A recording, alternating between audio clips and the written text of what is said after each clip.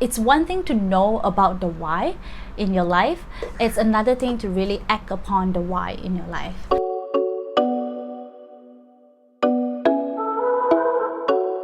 Hi everyone, my name is Minnie. Welcome back to Ming TV, where we talk about self-care, tips and tricks to help you to transform into a better version of yourself. So today, if you have not watched the Wednesday Bite-Size podcast, go ahead and check it out. And if you have watched that, you will know why you are here today. Today, I am going to talk a little bit more about how to find your purpose in life, how to find the ultimate question of why. Now, it is very subjective. I know it's really subjective, and to be honest, I don't claim that I have all the whys in life. Sometimes I'm still really frustrated with what I am doing. You know, some of the things doesn't align with my values a lot, but I think with the whole journey, I have accepted that this will be a lifelong journey.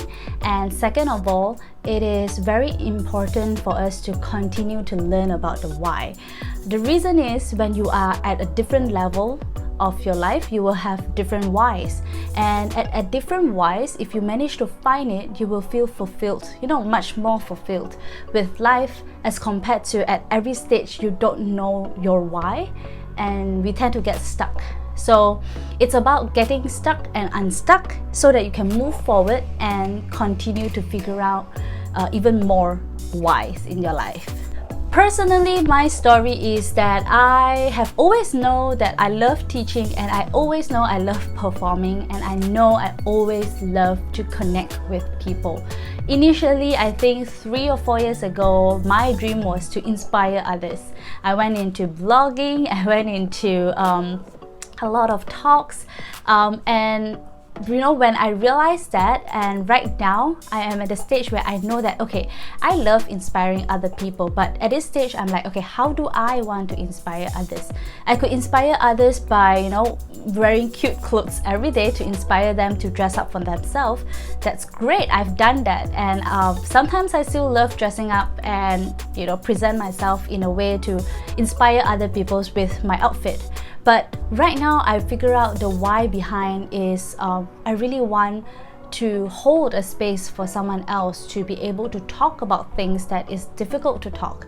So right now, I'm doing my counseling master's program and holding space for you right now by having this conversation. So just know that you will need to fine-tune your why at every stage, and don't feel like you need to ultimately find that one why that will last forever. Today's video is definitely highly inspired by Viktor Frankl's Man's Search for Meaning. I really want to share this one page, 2 pages, that really inspired me a lot. So Viktor Frankl always quote this German philosopher called Nietzsche, where he says, "He who has a why to live for can bear with almost any how." I really resonated with this because when I know that I want to hold space for other people and I want to inspire people in this way, I figure out how to do it. I signed up for my master's program. I really, when I was in the class, I didn't feel like it's a dreadful thing as compared when I was in high school doing certain subjects that I don't really like. And I would figure out ways to get my assignments done. I would get it done on time before deadline, or on deadline itself. But it's just really you will find way to get to that point when you know the why. And I'll continue to read on because I think the next part is also very important for me. The meaning of life differ from man to man and from moment to moment. Thus, it is impossible to define the meaning of life in a general way. Questions about the meaning of life can never be answered by sweeping statements. Life does not mean something vague, but something very real and concrete, just as life's tasks are also very real and concrete. No situation repeats itself, and each situation calls for a different response. That phrase really sums up why I say it is never like a one-time journey. It is a lifelong journey that you will continue to search for the meaning of life, or just the reason why you are doing certain things and why you are here on this world. I think it's such a huge and fluffy thing that people always say, like, when we want to sarcastically talk about, oh, that's your meaning of life, oh, I need to find my meaning of life, but it doesn't have to be fluffy. It can be really as concrete as the meaning of my life at this moment is to talk to people and to educate people and to talk about self-care. That's really specific, and I resonated with that why so much. That is why I will never run out of topic to talk about when I talk about self-care. So here are 3 things that I've done and I noticed that I've been doing all the time in order to find the why that I currently have. So here goes. My first and biggest tip is to trial and error. If you don't go out there and try new things, especially when you are stuck, you will continue to remain stuck. Now, you can't get the same results from doing the same thing. So the more you expose to yourself with different activities, the more you are going to have that light bulb moment.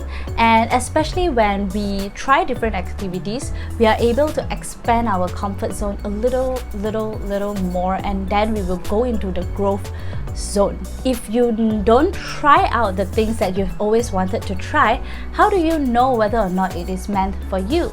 So I have never known whether doing YouTube is meant for me or whether the podcast is meant for me, but I got so much great responses from these 2 platforms, and especially on Instagram, I have gotten so much DM every single day and having so many meaningful conversations with each and every one of you.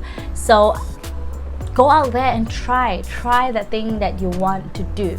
The reason why I say trial and error is such an important aspect in finding your why is because the more you try out different things, the more you will rule out things that you don't connect with.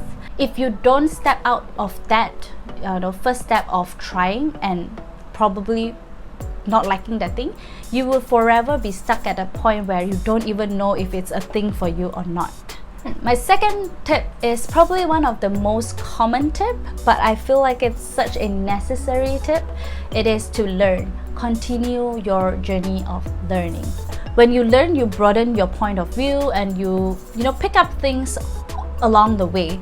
One of my favorite way to learn is definitely through reading, and another thing is to listen to webinars, go for workshops. I love human connection, so that is why this is like a way for me to kind of broaden my perspective, listen to different perspectives, and continue this whole learning journey. And with that said, I want to tie this to my third tip, which is to create. As much as consuming knowledge and information is an important part of your learning, creating is also part of the learning journey. I recently watched Rowena Sai's video where she talks about inhale and exhale. Just like in breathing, you can't constantly inhale and inhale and inhale. You have to also exhale in order to get new oxygen coming in. Learning is like inhaling, and creating is like exhaling. So I would love to introduce this little concept to you guys where it talks about stages of learning. So I may look at a screen because I don't really remember the term of it, but I will use some of my own terms to explain it a little bit later. So basically, in the stages of learning, it talks about unconscious incompetence, conscious incompetence, conscious competence, and unconscious competence. In layman's terms, unconscious incompetence talks about where you don't really know what you don't know. So, I mean, like, if you have never thought about self-care and you are stuck in a situation where you are like completely lost, you probably don't even know self-care. Conscious incompetence is when you know what you don't know. For example, you have heard about self-care and you know that it's important for your mental health, but you don't know how to do it. So that is when you start to dig in more information, probably hire a coach. So like a lot of what my clients do is that they hire me and then ask me to guide them through the journey. Stage 3 is conscious competence, where you know about it, but you still have to put in effort to think about it while you do it. So for example, building a habit is a really good example. For me, currently, I'm trying to wake up at 5 a.m. I know the importance and I know how to do it, but I still have to remind myself about waking up early and then remind myself every day that, you know what, this is why you're doing it, you know, this is a habit that you're trying to build. I need to constantly remind myself about it.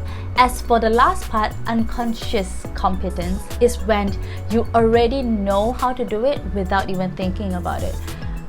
For example, brushing your teeth, you already know how to do it. You don't even need to think of, okay, I need to put my toothpaste, put some water, brush my teeth, in, out, left, right, out, down. So you do it automatically. So that is the stage that you want to be in. And I think a lot of us are stuck at stage 2. Like, we know what we don't know, and then what? You know, and even implementing it, you know, some people take action to do the things that they want to do, and that means like creating something, but they are also stuck in that stage where they don't master it. And that is why finding out the why is such a difficult thing, because you can't automate it yet. So the more that I'm doing this, the more I figure out there are still a lot of things that I don't know and I could continue to know. And this 4 stages doesn't go linearly, it goes in like a feedback loop kind of thing. So that comes into this one phrase, or probably not one phrase, but this paragraph that Viktor Frankl talks about, is that we need to stop asking about the meaning of life and instead to think of ourselves as those who are being questioned by life daily and hourly. Our answer must consist not in talk and meditation, but in right action and in right conduct. It's one thing to know about the why in your life, it's another thing to really act upon the why in your life. And throughout this 1-year journey of running Ming Care, and to really take action on the why that I have come to a point where I'm figuring out even more whys in my life, and that is okay, because this whole cycle of feeling lost, feeling stuck, get unstuck and start to feel a little bit more lost, it's like us meandering forward in life, and that's okay. I hope this video helped you to start thinking about your why, or start taking action on your why. If that's the case, please tell me what are your why in life, or the things that you are doing. With that said, I'm gonna see you on Wednesday for a bite-sized podcast and Sunday for a Sunday self-care video. Bye everyone!